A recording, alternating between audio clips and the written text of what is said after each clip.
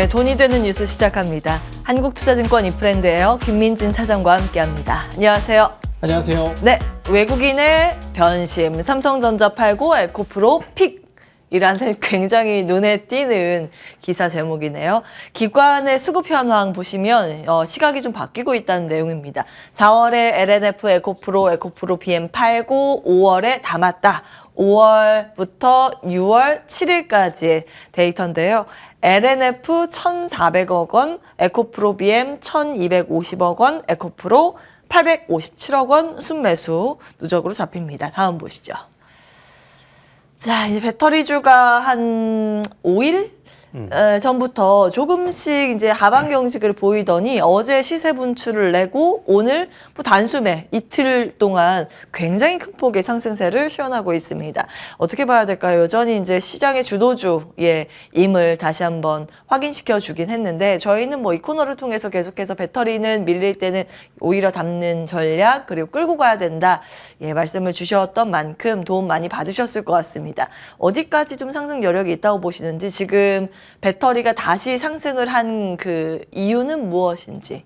네, 우선 배터리주들의 상승 이유라고 한다면은요, 뭐 일전에도 한번 말씀드렸지만은 양호했던 이제 중국의 전기차 판매 데이터 이러한 부분들과 함께 중국 내에서 이제 리튬 가격의 반등이 나타나기 시작을 하면서 결국은 이제 우리가 걱정했었던 2차 전지 관련주들의 실적, 2분기에 사실 메탈 가격 하락에 따라서 실적이 좀 떨어질 수도 있을 것이다라는 우려감이 있었죠. 하지만은 말씀드렸듯이 메탈가가 반등을 하게 되면은 저가 원재료의 투입이라는 것이 하반기에 이루어지게 되고 결국은 하반기의 실적이 좋아질 것이다라는 기대감이 반영된 수치가 아닐까라는 판단이 듭니다. 하지만은 이런 것은 이제 다 추정이다라는 측면이고 결국 이제 시장이 주도주군 혹은 실적이 좋은 기업들 혹은 수출이 좋은 기업들, 최근에는 이제 수출 데이터 좋은 기업들이 주가가 굉장히 좋은 모습을 보이고 있는데요. 이러한 부분 쪽에서 결국은 이제 우리나라의 배터리라든지 양극재 관련된 이슈들 이러한 부분들은 여전히 이제 그 범주에 속해 있다 보니까 언제든지 이제 주가가 한 번씩 올라갈 준비는 되어 있었던 기업이었다라는 거죠. 그런데 이제 그것을 방해했었던 요소가 결국 이제 수급이라는 측면이고 워낙 삼성전자 쪽에 좀 집중되어 있던 외국인 수급이 결국은 이제 조금 잠잠해지는 시점에서 2차 전지주들의 반등 가능성을 넓힐 수 있었던 것 같은데요. 최근 2거래일 연속 그리고 오늘 같은 경우도 장중가집계상으로 봤을 때는 삼성전자 외국인 매도가 좀 잡히고 있는 것 같습니다. 맞아요. 이러한 상황 속에서 그 빈자리를 2차 전지 관련주들이 조금은 가져가는 것이 아닌가 이렇게 판단을 해봐야 될 것 같고요. 그럼 이제 2차 전지 관련주들이 더 갈 수 있을 것인가에 대한 판단이 굉장히 중요할 것 같은데요.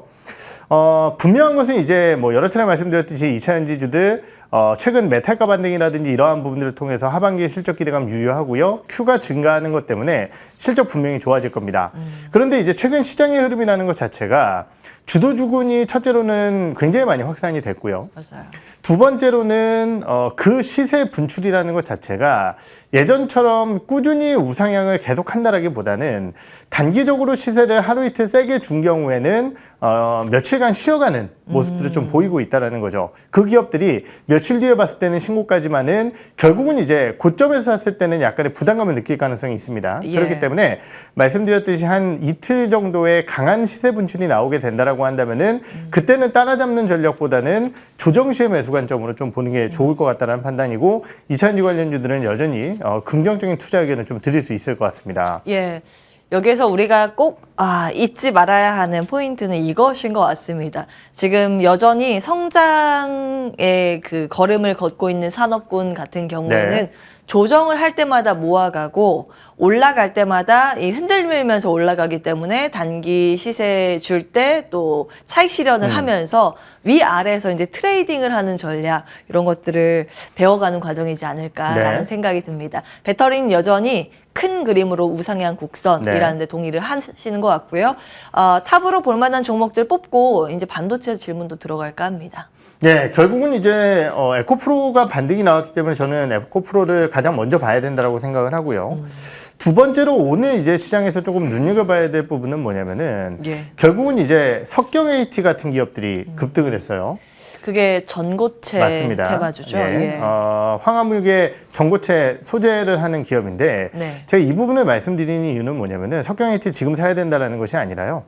배터리 내에서도 조금 못 올라왔었던 종목군들이 한 번씩 시세를 분출하고 있다는 측면이에요. 결국은 배터리주들 전체가 못 올라왔기 때문에 어제 에코프로를 필두로 시세를 줬다라고 한다면은 배터리 내에서도 좀 쉬었었던 종목군들이 분명히 있거든요. 예. 그렇기 때문에 뭐 그러한 기업들이 너무 많기 때문에 종목을 하나하나 열거해드리기는 어렵겠지만은 배터리 섹터 내에서도 순환매가 돌 수 있다는 측면에서 봤을 때 에코프로가 강세 흐름을 유지하게 된다라고 한다면은 그런 쪽으로 접근을 해보는 것도 좋은 전략이 아닐까 이렇게 생각을 하고 있습니다. 자, 단기간에 확확 시세가 붙을 만한 테마군들을 몇 가지 좀 정리를 해 주시면 저희가 투자하는 데 도움이 될 것 같습니다. 네, 사실은 이제 전고체도 뭐 마찬가지겠지만은 전구체 같은 경우도 하나의 모멘텀이 될 수 있을 것 같고요. 전구체는 또 소재죠. 그렇죠. 예. 소재 전구체 쪽도 모멘텀이 될 수 있을 것 같고, 최근에 이제 뭐 실리콘 음극재라든지 이런 쪽들은 포스코 퓨처엠이 워낙 좋았었지만은 그 외적인 측면으로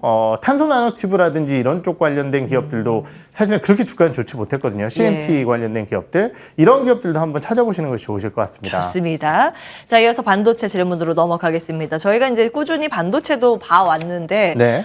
며칠간 이제 조정을 받고 있다 보니, 이제 반도체 반등이 여기서 끝인 건가, 아니면 잠깐 쉬었다 가려고 에너지를 모으는 과정인 건가 고민이 되거든요. 의견 어떠세요? 네, 역시 의견은 동일합니다. 사실 반도체 관련 기업들 며칠 동안 쉬고 있는 상황이고, 일전에 이제 반도체 관련 기업들 올라올 때 여러 차례 말씀드렸지만 반도체를 2차전지 관련 기업들과 동일하게 보시지 말아라라고 말씀을 드렸었죠. 예. 결국 그 정도의 주가 파급력을 보여주기는 분명히 어려울 겁니다. 물론 이제 시가총액이 워낙 큰 삼성전자이기 때문에 지수의 전체 파급력 자체는 분명히 2차전지 관련주들만큼의 파급력을 만들어낼 수 있지만은 투자자들이 느끼는 개별적인 종목의 상승 여력 자체는 2차전지주들보다는 못할 수밖에 없다는 점에 대해서 말씀을 드렸었고, 예. 그러다 보니까 최근 주가의 흐름 자체는 많이 올라왔다는 느낌이 드는 것은 분명한 사실입니다. 거기에 대해서 외국인 매도까지 나오면서 조금 쉬어가고 있지만은 결국은 중기적으로 봤을 때 그러면 삼성전자의 전략 자체가 어떻게 될 것이냐라는 측면에서 봤을 때 MOM 기준으로 나타나고 있는 반도체 기업들에 대한 전반적인 출하의 저점 확인 가능성이 조금씩 나타나고 있는 상황이고, 이러한 가능성 속에서 결국은 시간이 지나면 지날수록 올해가 아니라 내년도, 내후년도의 밸류에이션을 끌고 올 것이다라는 측면에서 봤을 때 현재 삼성전자의 밸류에이션이 너무 부담된다, 이거는 아니라고 판단을 합니다. 그렇기 예. 때문에 조정의 이후에 반등 시점, 특히 외국인의 매수가 재개되는 시점에서는 삼성전자를 필두로 한 반도체 기업들의 관심을 가져야 된다고 판단을 하고 있고요. 다만 이제 종목적인 측면에서 봤을 때는 오늘도 느껴지는 부분이지만은 결국은 이제 SK하이닉스가 네. 하반기까지는 HBM3라든지 DDR5의 이슈가 조금 더 붙을 수 있을 만한 기업이다라는 측면에서 봤을 때는 SK하이닉스의 탄력도가 조금 더 있지 않을까 이렇게 판단을 하고 있습니다. 예, 오늘 같은 날 SK 하이닉스가 지금 반등을 시도하고 있다라는 건 수급이 여전히 좀 살아있다는 네. 걸 또 의미하기 때문에 결론은 이겁니다. 배터리도 그렇고 반도체도 그렇고 수급 위주로 이제 대응 전략을 짧게 가져가는 게 유리한 그런 시장 분위기라는 점 기억을 해주시면 되겠습니다. 수급이 빨리 돌아요. 다만 네. 한번 이제 주도주의 자리를 크게 이제 점했던 그런 종목들은 수급이 들어올 때도 굉장히 강하다는 걸 이번에 이제 확인을 했기 때문에 그들 종목 위주로 이제 추리는 전략 해보시면 좋을 것 같습니다. 다음 넘어갈까요? 두 번째 이슈는 이제 경기 민감주의 시기인가 보겠습니다. 이제 표면적으로 해석하기로는 인프라 호황의 기계주 돌격, 요거는 몇 달 된 이슈입니다. 미국 쪽에서 인프라 교체기이기도 하고 정부가 예산을 들여서 이제 투자를 하는 시즌이기도 하기 때문입니다. 작년 겨울부터 이제 수출이 잡히기 시작했던 거고요. 지금 이 안에서 또 신고가가 속출하고 있습니다. 추가적으로 이걸 좀 보시면 좋을 것 같아서 월요일에 당담사에서 체크해드렸던 부분을 가지고 왔는데요. 부채 한도 상향 조정이 끝났습니다. 디폴트 우려가 종식됐는데 그러면서 미국 내에서 소외주의 랠리가 일어납니다. 그동안 굉장히 강한 상승세를 보였었던 빅테크주들은 떨어지고, 그러니까 이 디폴트 우려감이랑 무관하게 그동안 올랐었잖아요. 근데 여기에서 수급이 경기 민감주로 이제 미국은 이동을 하기 시작한 흐름. 지난주 마지막 거래일부터 그랬습니다. 디폴트 우려로 실적 굉장히 잘 나오는데도 주가가 괜히 빠졌던 이런 종목들이 강한 흐름을 보이고 있습니다. 다음 보겠습니다. 이제 간밤 산업재 쪽, 방산, 전력, 기기 이런 쪽 강세를 미 증시에서 이 흐름을 나타내서 오늘 아침에 개장 전에 이런 건설기계주 두산밥켓, 진성TC, 현대건설기계, 현대인프라코어, 뭐 송배전 관련 기업, LS일렉트릭, 재룡전기 이런 종목을 한번 시세가 나오는지 보시면 좋을 것 같다 말씀을 드렸고요. 여기에서 신고가가 오늘 굉장히 많이 나오더라고요. 네. 이제 어느 정도 기간까지 우리가 볼 수 있는가 고민이 되기는 합니다. 어떻게 보세요? 네, 우선 기계 관련주라든지 전력기계 관련주들 동일한 의견입니다. 굉장히 재밌는 부분은 뭐냐면요. 작년도에 상당히 좋았었단 말이죠. 해당 기업들의 실적이. 맞아요. 그러다 보니까 연말 연초 시점에서 해당 기업들의 증권사들의 눈높이 자체는 굉장히 낮았었습니다. 왜냐하면은 작년도에 투자가 많이 일어났기 때문에 올해는 그 투자가 이어지기 어려울 것이야라는 우려감도 있었고요. 거기에 대해서 원자재 비용이라든지 여러 가지 요소들이 비우호적이었다라는 거죠. 대표적으로 이제 건설기계 같은 경우는 빼고는 물량의 감소 우려가 있었음에도 불구하고 오히려 1분기 실적 데이터로 봤을 때 물량이 더 늘어나는 모습을 보였었고요. 전력기기 같은 경우도 역시 LS일렉트릭 이런 기업들의 올해 연간 기준으로서의 실적 추정치를 살펴보게 되면은 작년 대비해서 수주 전망치라든지 이런 것들이 굉장히 낮았었는데 시간이 지나면 지날수록 굉장히 올라서고 있습니다. 수출 단가도 상당히 좋고요. 수출 물량 자체, 수출 금액 자체도 상당히 좋은 상황이기 때문에 이러한 부분들에 따른 산업재 관련 기업들에 대한 관심도는 유효하다고 좀 판단을 해볼 수 있을 것 같고요. 그 모습 자체가 재밌는 부분이 10년 전에는 결국 이제 이러한 기업들이 모두 다 중국의 투자에 의존을 했었다라고 한다면은 이제는 미국 쪽의 투자에 의존한다라는 측면에서 봤을 때 미국 쪽에 조금 더 포커스가 맞춰져 있는 기업들의 주가가 탄력적으로 움직이지 않을까 이렇게 판단을 해봐야 될 것 같습니다. 예. 그러면 여전히 이제 지금 굉장히 강함에도 불구하고 추가 상승 여력이 있다고 보시는 건데 네. 투자의 관점에서 지금도 볼만한 기업은 뭐라고 보세요? 네, 우선 미국 쪽이 좋다라고 한다면은 예. 저희가 가장 먼저 살펴봐야 될 기업은 당연히 두산마켓입니다. 상장 이후에 실적은 거의 3배 가까이 올라왔지만은 주가는 2배도 안 올라온, 시가총액은 2배도 안 올라온 두산마켓, 당연히 미국 매출 비중이 가장 높기 때문에 눈여겨봐야 될 기업이라고 생각을 하고 있고요. 또 하나 이제 살펴봐야 될 기업이 HD 현대인프라코라고 좀 판단을 하고 있는데요. HD. 예. 이유는 뭐냐면은 이 회사가 원래 이제 중국 쪽 매출 비중이 굉장히 높았었던 기업입니다. 그런데 중국이 워낙 안 되다 보니까 최근 발표된 1분기 실적을 놓고 봤을 때는 중국 쪽 매출 비중이 10%도 안 된다라는 거죠. 예. 나머지 다 북미 쪽이라든지 인도 이런 쪽의 호조세를 바탕으로 실적이 상당히 좋았었습니다. 국내도 마찬가지고요. 그렇다라고 한다면은 결국은 중국의 모멘텀은 플러스 알파로 두되 미국 요소만으로도 실적이 상당히 좋아지고 있는 현대인프라코어를 과연 중국이 안 좋다고 해서 못 간다라고 판단을 해야 될지 그건 아니다라는 측면에서 봤을 때 주가의 상승폭도 다른 기업들보다는 좀 적고요. 그러한 부담감이 좀 적다라는 측면에서 현대인프라코어까지 한번 살펴보도록 하겠습니다. 예, 두산밥켓과 HD, 현대인프라코어 여전히 매수 가능하다는 점. 실적이 굉장히 크게 성장을 했지만 주가가 그보다 덜 올랐다는 점. 2배 올랐는데 실적이 3배 올랐다는 점. 예. 저희가 이제 간과했던 부분이 아닌가 싶습니다. 지속해서 수급이 이 연속성을 가지고 들어오는지도 체크해 보시면 좋을 것 같고요. 그 밖에 조선화학 등의 경기 민감주도 요즘 흐름이 좋더라고요. 네. 여기에 대한 투자 의견은 어떠신지요? 사실 이 부분 같은 경우는 기업들마다 이제 좀 다르다라고 저는 판단을 하고 있는데요. 우선 조선주들 같은 경우는 신조선가 상승 속에서 비주력 선종이라고 할 수 있는 유조선의 수주라든지 아니면은 카타르 2차 발주 이러한 부분들이 남아있기 때문에 긍정적인 모습을 보이고 있고 그것보다 이제 더 중요한 것은 확실한 2분기의 실적 성장 때문일 것 같습니다. 아무래도 이제 선종 쪽에 대한 추가 수주가 이어지고 있는 상황이기 때문에 2분기 실적 발표 때까지 긍정적으로 좀 보고 있고요.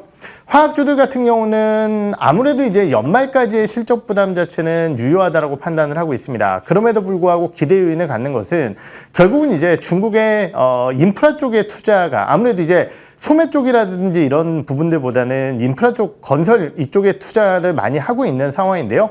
이런 것들도 사실은 화학업종군들에게 좀 도움이 되고 있고 아무래도 이제 올해까지 이어지는 증설 물량에 대한 부담감 내년엔 적다라는 판단을 봤을 때 화학주들 같은 경우는 좀 긴 호흡으로 봐야 되는 섹터가 아닐까 이렇게 좀 판단을 해보도록 하겠습니다. 길게 보면 어떤 종목 볼까요?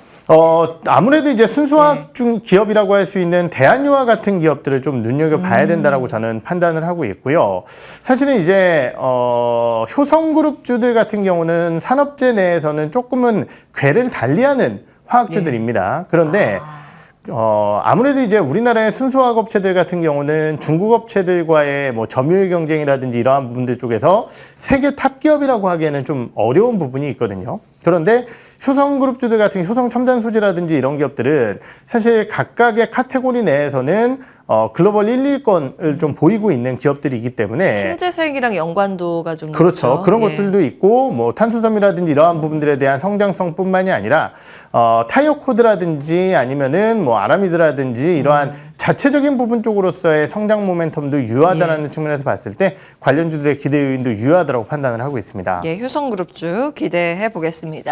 아무래도 화학은 그 카테고리가 워낙 다양하기 그렇죠. 때문에 하나하나 세밀하게 체크해 볼 필요는 있어 보이고요. 다음 보겠습니다. 먹거리 이야기를 좀 할까 합니다.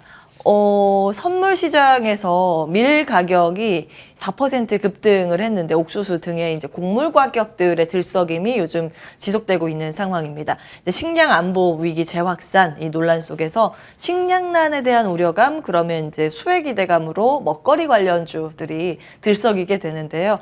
이거는 어떻게 연결을 해서 볼까요? 네, 사실 단기적으로 봤을 때 농산물 가격이 올라가는 것 자체는 기업들에게 그렇게 좋은 상황은 아니에요. 그렇죠. 물론 이제 그 부분을 제품가에 반영을 시키고 이러한 부분들은 긍정적이겠지만은 지금과 같이 경기에 대한 우려가 그리고 이제 특히 먹거리 물가에 대한 우려감이 커지게 된다라고 한다면은 기업들의 가격 인상에 대한 저항력도 충분히 클 수 있다라는 측면에서 봤을 때 무조건 좋다라고 바라보기에는 어려울 것 같습니다. 그러다 보니까 물론 이제 일부 농심 같은 기업들 음식료 관련 워낙 좋은 주가 흐름이지만은 사실 이 기업은 관련 부분에 따른 이슈보다는 해외 쪽의 성장 때문에 대한 이슈라고 저는 판단을 하고 있고 다른 음식료 관련주들이 모두 다 그렇게 주가가 올라가는 것은 아니기 때문에 오히려 이제 곡물가 올라가는 것은 음식료 관련주들에게는 그렇게 좋은 상황은 아니다라고 판단을 하고 있고요. 그렇군요. 예. 테마성적인 측면에서 봤을 때 비료, 사료 관련주들에 대한 주가 흐름이 나타나고 있는 것은 아무래도 이제 곡물가의 반등 거기에 더해서 암모니아 파이프의 타격 소식 이러한 부분들에 따라 이러한 부분들은 긍정적이라고 보고 있는데요. 문제는 이제 해당 기업들 같은 경우는 아무래도 이제 테마성 움직임이 워낙 크다 보니까 주가의 변동성이 좀 크다라는 거죠. 그렇기 때문에 결국은 매매 적합한 뉴스는 아니다라고 판단을 하고 있고요. 다만 이제 곡물협정이 D-2일로 남아있는 상황 속에서 미래생명자원을 비롯한 일부 비료 테마주들 같은 경우는 사실 주가의 상승이 조금 더 남아있을 가능성이 있다는 측면에서 봤을 때 해당 종목의 주가 흐름을 보면서 대응을 하자라는 정도의 투자 의견만 드리도록 하겠습니다. 그쪽은 워낙 이 시세 변동이 굉장히 그렇죠. 급변하기 때문에 이제 트레이딩 관점에서 접근 전략을 주신 거고 궁금한 부분은 수출 데이터가 이게 라면 쪽에서 또 잘 나오지 않습니까? 농심이나 삼양식품 등의 주가의 흐름도 좀 양호한데 뭐 굳이 이 이슈가 아니더라도 이제 수출에 대한 기대감으로 연결해서 투자를 본다면 어떻게 할까요? 저는 아무래도 이제 농심 가장 뭐 유망하게 보고 있는 상황이고요. 네. 뭐 여러 차례 말씀드렸지만은 미국 내에서 전반적으로 이제 K푸드라고 하는 것들에 대한 얘기들이 굉장히 많았지만 사실 카테고리화돼서 인기를 끌고 있는 제품은 만두와 라면 정도가 아닐까라는 판단이 듭니다. 예. 그런 측면에서 봤을 때 미국의 현지 생산을 통한 물량의 확대라든지 이러한 부분들을 꾀한 농심 같은 경우는 기대감을 좀 가질 수 있을 것 같습니다. 농심도 만두 파나요? 아니요. 농심은 이제 만두는 라면 공장이고 CJ 만두는 이제 비비고 제일제당이죠. 예, 제일제당은 투자 의견 안 주세요? 제일제당은 바이오 쪽이 워낙 안 좋아서요. 지금 그 실적이 작년 대비해서 워낙 안 좋습니다. 예, 알겠습니다. 네. 여기까지 하겠습니다. 한국투자증권 이프랜드예요. 김민진 차장과 함께했습니다. 고맙습니다. 네.